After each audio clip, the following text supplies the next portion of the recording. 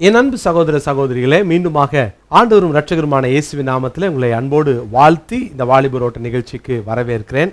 கர்த்தர் உங்கள் ஒவ்வொருவரையும் ஆசீர்வதிப்பாராக. இந்த நாளிலே குறிப்பாக நாம் கடந்த 3 நாட்களாக தியானித்த தொடர்ச்சியை இன்றைக்கு நாம் தியானிக்க போகிறோம். என்னை குறித்து தேவன் வைத்திருக்கிற திட்டம் என்ன? ஆண்டவர் எனக்காக வைத்திருக்கிற திட்டத்தை நான் எப்படி அறிந்து கொள்வது என்று தெரியாததினாலே பலர் இன்றைக்கு தடுமாறுகிறதும், பலர் இன்றைக்கு தவறாக இன்னொருவருடைய திட்டத்தில் தங்களை இணைத்துக் கொள்ளுகிறதையும் நாம் பார்க்கிறோம். இது அபாயகரமானது என்று சொன்னால் மிகையாகாது. காரணம், தேவன் எனக்காக வைத்திருக்கிற என் திட்டத்தை, அந்த காரியத்தை நான் நிறைவேற்ற வேண்டும்.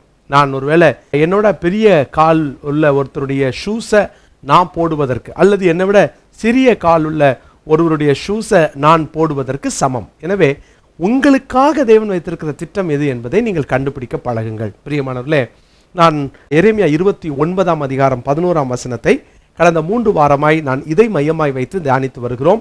திரும்ப நான் வாசிக்கிறேன். நீங்கள் எதிர்பார்த்திருக்க முடிவை உங்களுக்கு கொடுக்கும்படிக்கு நான் உங்கள் பேரில் நினைத்திருக்கிற நினைவுகளை அறிவேன் என்று கர்த்தர் சொல்லுகிறார். அவைகள் தீமைக்கல்ல, சமாதானத்துக்கு ஏதுவான நினைவுகளே. தேவன் வைத்திருக்கிற நினைவுகள், தேவன் வைத்திருக்கிற பிளான்ஸ் ஃபார் யூ என்று சொல்லுகிறார். அந்த திட்டங்கள் அது சமாதானத்திற்கு ஏதுவானவைகள், அது நம்மை ஹார்ம் பண்ணுவதற்கானது அல்ல என்பதை நாம் வாசிக்கிறோம். பிரியமானவர்களே, தேவன் வைத்திருக்கிற திட்டங்களை நம்முடைய வாழ்க்கையிலே சரியாக நிதானித்து அறிந்து கொள்ள நாம் அழைக்கப்படுகிறோம். எனவே ஆண்டவர் இந்த நாளிலும் கூட உங்கள் தனிப்பட்ட வாழ்க்கையில அவருடைய திட்டத்தை முழுமையாக நிறைவேற்ற ஒப்புக்கொடுங்கள். கடந்த 3 வாரங்களாக நாம் தியானித்தோம். நான் ஆண்டவரை ஆராதிப்பதற்காக தேர்ந்தெடுக்கப்பட்டவன் என்பதை முதல் வாரத்தில் சொன்னேன். 2வதாக நான் தேவனோடு, என் ஆண்டவராகிய இயேசு கிறிஸ்துவோடு ஐக்கியமாய் இருப்பதற்காக தெரிந்து கொள்ளப்பட்டவன் என்று சொன்னேன். 3வதாக நான் இயேசுவை பின்பற்றுவதற்காக தெரிந்து கொள்ளப்பட்டவன் என்பதை மறந்துடக்கூடாது. எனவே நாம் இந்த காரியத்தில் அதிக கவனத்தோடு செயல்படுவோம் என்றால் எனக்காக வைத்திருக்கிற திட்டத்தை நான் எளிதாக அறிந்து கொள்ள முடியும். 4வதாக எனக்காக தேவன் வைத்திருக்கிற அவருடைய திட்டம் என்ன, என்னை குறித்த அவருடைய நோக்கம் என்ன என்பதை நான் இன்னொரு வசனத்தின் மூலமாக உங்களுக்கு நான் காண்பிக்க விரும்புகிறேன். யோவான் சுவிசேஷத்தின் 15ஆம் அதிகாரம் 8வது வசனத்தை நான் வாசிக்கிறேன். யோவான் 15ஆம் அதிகாரத்தின் 8வது வசனம். நீங்கள் மிகுந்த கனிகளை கொடுப்பதினால் என் பிதா மகிமைப்படுவார், எனக்கும் சீஷராய் இருப்பீர்கள். 16ஆம் வசனத்தையும் வாசிக்கிறேன். நீங்கள் என்னை தெரிந்து கொள்ளவில்லை, நான் உங்களை தெரிந்து கொண்டேன்.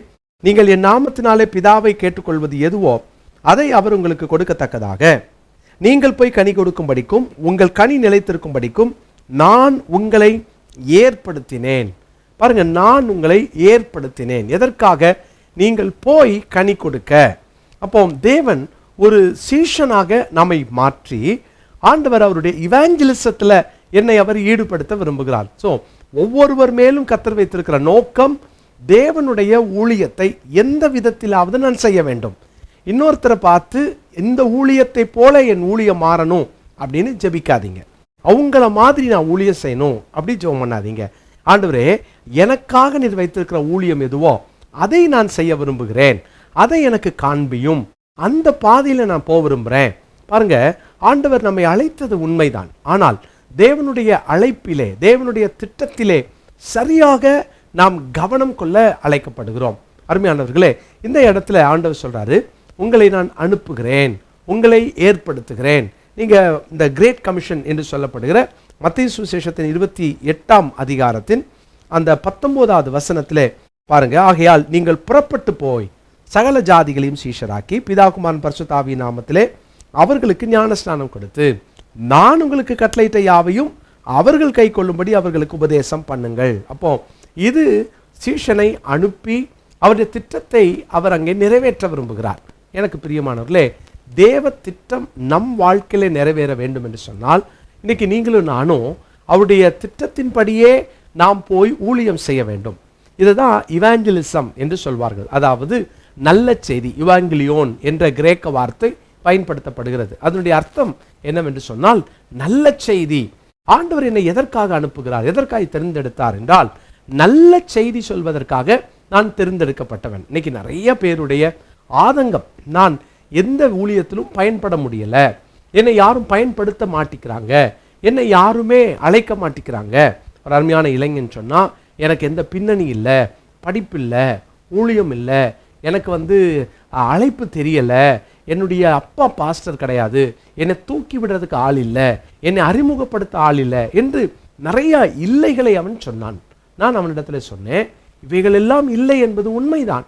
யாருமே ஒருவேளை பெற்றோர் ஒரு ஊழியம் செய்து பிள்ளைகள் அந்த ஊழியத்துக்கு வராங்க அப்படின்னு சொன்னால் ஒருவேளை அவர்களுக்கு ஒரு அங்கீகாரங்களை எளிதாக பெற்றுக்கொள்ளலாம். ஆனால் ஊழியத்தில் எனக்கு யாருமே தெரியாது, நான் ஊழியம் செய்ய விரும்புகிறேன்னு சொல்லி வரவங்க இப்படிப்பட்ட தாழ்வு மனப்பான்மையில் மாட்டிக்கிறது உண்டு. பிரியமானவர்களே, உங்களை குறித்த தேவ திட்டம் நீங்கள் ஆண்டவருக்காக பயன்படணும். ஆனால் அதற்காக இல்லை இல்லை இல்லை என்ற நிறைய இல்லைகளை பார்த்து கொண்டிருப்பீர்கள் என்றால் நிச்சயமாக நீங்கள் தேவ திட்டத்தை நிறைவேற்ற முடியாது.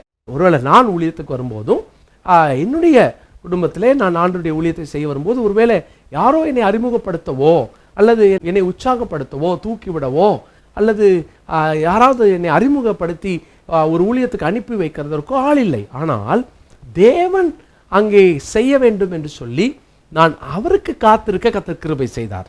பிரியமானவர்களே, எல்லாருக்கும் ஊழியம் உண்டு. ஒருவேளை ஒரு சபையில் இருக்கலாம், நீங்கள் நினச்சிட்டு இருக்கலாம், நான்லாம் அப்படியே ஒரு விசுவாசியாக வாழ்ந்து விசுவாசியாக தான் சாகணுமா அப்படின்னு நீங்கள் நினைக்கலாம். இல்லை பிரியமானவர்களே, ஒருவேளை நீங்கள் ஊழியத்தில் ஆண்டவருக்காக பயன்பட முடியல அப்படின்ற ஒரு எண்ணம் இருக்கும் என்று சொன்னால் அன்போடு சொல்லுகிறேன், நீங்கள் ஆண்டவர் உங்களை தெரிந்தெடுத்திருக்கிறார். நீங்கள் இன்னும் சரியாக அந்த பாதையை கண்டுபிடிக்கலன்னு அர்த்தம். நீங்கள் பாதையை கண்டுபிடிங்க. ஆண்டவருடைய சமூகத்தில் இன்னைக்கு நீங்கள் ஜெபம் பண்ணுங்க, கேளுங்க, நான் என்ன செய்ய சித்தமாக இருக்கிறீங்க பாருங்க. அந்த சவுல் அந்த தமஸ்கு வீதியில் சந்திக்கப்பட்ட உடனே சொன்ன வார்த்தை என்ன? நான் என்ன செய்ய சித்தமாக இருக்கிறேன். தேவன் காட்டினார்ல, அந்த ப்ளூ பிரிண்ட்டை காமிச்சாரே, கர்த்தர் என்ன அழகாக நடத்தினாரு. அந்த காரியத்தை கர்த்தர் உங்களுக்கு செய்ய மாட்டாரா? இன்னைக்கு ஆண்டவர் உங்களுக்கு செய்யணும்னு சொல்லி ஒப்பு கொடுத்து பாருங்களேன். இன்னைக்கு ஆண்டவர் உங்களுக்கு செய்யணும்னு கொஞ்சம் ஜோம் பண்ணி பாருங்களேன்.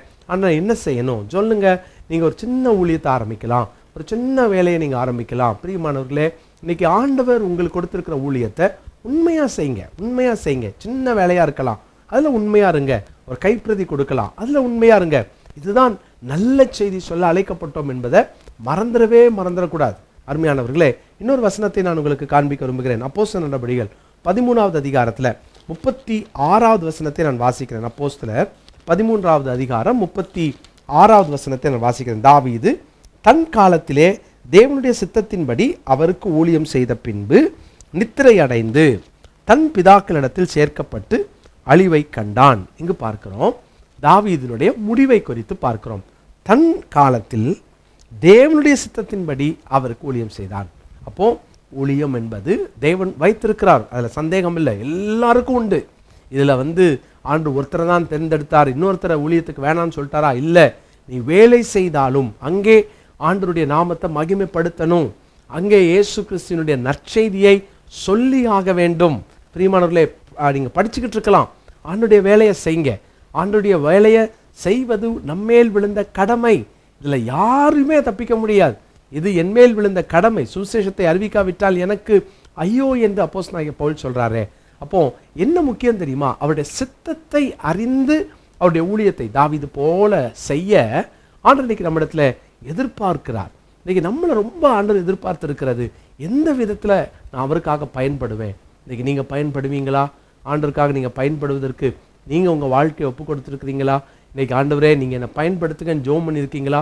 நீங்கள் சும்மா ஏதோ சம்பாதிச்சுட்டு ஏதோ நான் கொஞ்சம் பேருக்கு இப்போ 4 பேருக்கு நல்லது செஞ்சுட்டு அப்படியே நான் கொஞ்சம் செட்டில் ஆகிட்டு அப்படி வாழலாம் என்பதற்காக தேவன் உங்களை அழைக்கலை.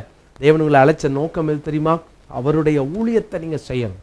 சமயம் வாய்த்தாலும் வாய்க்காவிட்டாலும் இந்த திருவசனத்தை சொல்ல நீங்கள் கற்றுக்கொள்ளுங்க. பிரியமானவர்களே, ஒரு சபையில் ஒரு விசுவாசியாகவே நான் வாழ்ந்துட்டு விசுவாசியாகவே சாகிறேன் அப்படின்ற மனநிலையை மாற்றிக்கொள்ளுங்கள். தேவன் அதற்காக உங்களை அழைக்கலை.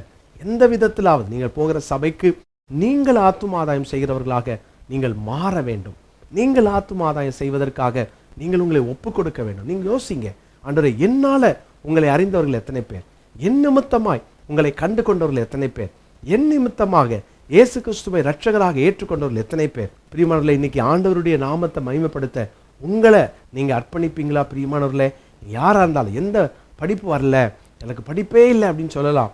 கேளுங்க ஆண்டவர்கிட்ட, என்னால் உங்கள் நாமம் எப்படி அப்பா மகிமைப்படும்? நீங்கள் மகிமைப்படுத்துங்க.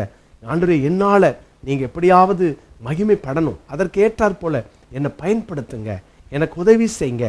நமக்காக பயனுள்ள பாத்திரமா நான் மாறணும்னு சொல்லி நீங்க ஜெபம் பண்ணுங்க. பாருங்க, ஆயத்துறையில அங்க டாக்ஸ் கலெக்டரா இருந்த மத்தேயு என்ற லேவிய கர்த்தர் பார்க்கிறார். இயேசு பார்த்து அவனை என் பின்னே வான்னு சொல்லி அழைத்து கொண்டு செல்லுகிறார்.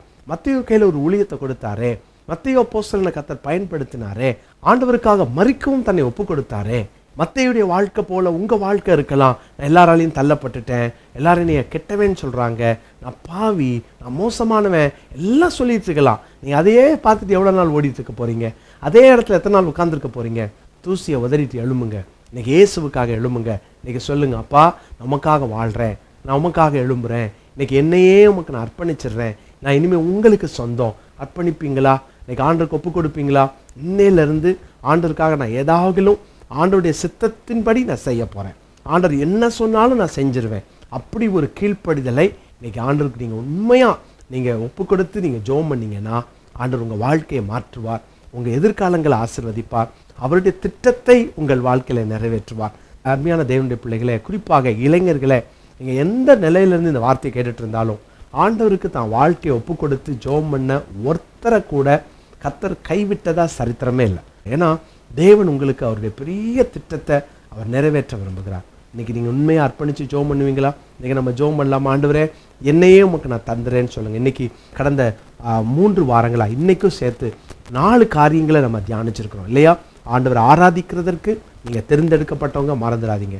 இயேசுவோடு ஐக்கியமா இருப்பதற்கு நாம் தேர்ந்தெடுக்கப்பட்டவங்க, மறந்துடக்கூடாது. இயேசுவையே பின்பற்ற அழைக்கப்பட்டிருக்கிறோம், மறந்துடாதீங்க. 4வதாக இயேசுவின் நற்செய்தியை சொல்ல அழைக்கப்பட்டவர்கள், மறந்துடாதீங்க. இதுதான் தேவன் அடிப்படையாய் ஒரு மனிதனிடத்தில் எதிர்பார்க்கிறது. அப்போ மற்ற காரியங்கள் எல்லாம் அது நம்முடைய வாழ்வாதாரத்திற்கு, அவ்வளவுதான். நான் சாப்பிட்றதுக்காக உழைக்கிறேன், உழைத்தாலும் இந்த 4 காரியத்தை தவற விட்டுறக்கூடாது. அன்றாடம் அவர் சமூகத்தில் உட்கார்ந்து ஆராதிச்சு அவரோட கூட நீங்க பேசி ஐக்கியம் கொண்டு அவருக்காக வாழ்ந்து அவரை இந்த உலகத்துக்கு பிரதிபலித்து அவரை போல இந்த உலகத்தில் வாழ்ந்து அவருடைய சுவிசேஷத்தை இந்த உலகத்துக்கு சொல்லதான் நாம் அழைக்கப்பட்டிருக்கிறோம். அர்ப்பணிப்போம், ஆண்டவருக்கு நம்ம ஒப்பு கொடுப்போம். ஜெபிப்போமா? நல்ல தகப்பனே, இந்த நாளிலே அன்று என்னோடு இணைந்து ஜெபிக்கிற ஒவ்வொரு சகோதர சகோதரிகளையும் உமது கரங்களில் ஒப்பு கொடுத்து நான் ஜெபிக்கிறேன்ப்பா. ஆண்டவரே, தங்களை அர்ப்பணித்திருக்கிற உங்களுடைய பிள்ளைகளை நீர் ஆசீர்வதிக்கும்படி நான் ஜெபிக்கிறேன். என்ன நிலையில் இருந்தாலும், என்ன தேவைகளோடு இருந்தாலும், ஆண்டவரே, ஒருவேளை எனக்கு யாருமே இல்லை, என் ஊழியத்தை நான் எப்படி துவங்குவேன்னு சொல்ற யாரா இருந்தாலும் இன்னைக்கு உங்க பிள்ளைகளோடு நீர் பேசுகிறேன், பயன்படுத்தும். தேவ சித்தத்தின்படி ஊழியம் செய்ய உதவி செய்யும். ஆண்டவரே, தாவீது உம்முடைய சித்தத்தின்படி அந்த ஊழியத்தை செய்து ஆண்டவரை முடித்தான் என்று நாங்கள் பார்க்கிறோமே, அப்படி தம்முடைய பிள்ளைகள் ஒவ்வொருவரும் உமக்காக ஊழியம் செய்ய கர்த்தர் அனுக்கிரகம் செய்யும். உடைய பிள்ளைகளை ஆசீர்வதியும். உடைய பிள்ளைகளோடு உங்க பிரசன்னம் தங்கி இருக்கட்டும், உமது கிருபை தங்கி இருக்கட்டும். உமக்காக உடைய பிள்ளைகள் எழுந்து பிரகாசிப்பார்களாக. தொடர்ந்து நீர் வழி நடத்துவீராக. எல்லா துதிகன மகிமையும் ஒருவருக்கே கொடுக்கிறேன். இயேசு ரட்சகரின் நாமத்தில் ஜெபிக்கிறோம் நல்ல பிதாவே, ஆமென். பிரியமானவர்களே, ஆண்டவருக்காக நீங்க இன்னையிலிருந்து வாழ தீர்மானம் செய்யுங்க. எந்த சூழ்நிலையிலும் அவருடைய ஊழியத்தை செய்வதற்கு மறந்துடாதீங்க. நீங்க அழைக்கப்பட்டவர்கள் என்பதை மறந்துடாதீங்க. கர்த்தர் உங்களை ஆசீர்வதிப்பார். ஆண்டவருடைய நாமம் மகிமைப்படட்டும். ஆமென். For prayer and counseling 044 2486 3381 4353 3381. Mobile 9282 191 333.